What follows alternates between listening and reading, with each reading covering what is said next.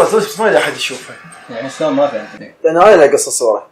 أنت تطق الصورة تعرف الكاميرا أنت بعدين يوم راح يشتغل الصورة بالكمبيوتر. أنا أطق الصورة وأنت تشتغلها. بس الحين والدك حيل مستعجل.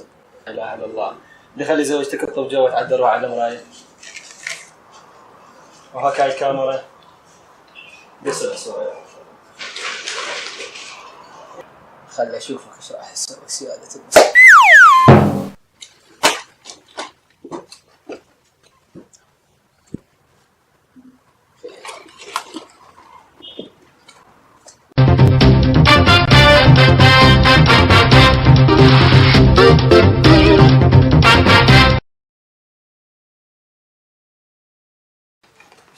عود هاي. وهاي الصورة هم أصل. يا عود دفضها شم وكان فجأة أروح لك. أنت مو تقول أعرف التصوير؟ يا معود تضبط تطق لها الصورة. نجيب خلنا نقصر الصورة أنا. ظل هنا.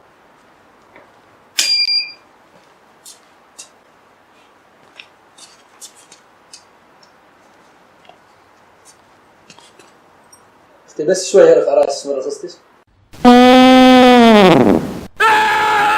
شنو اسم الله.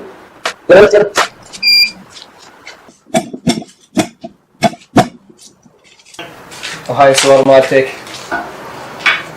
خليها يا معود. لا حتى ما تسمع الفكرة. يبا هاي ابوها جرى عليه لو حلوة شي يسوي تهيبه.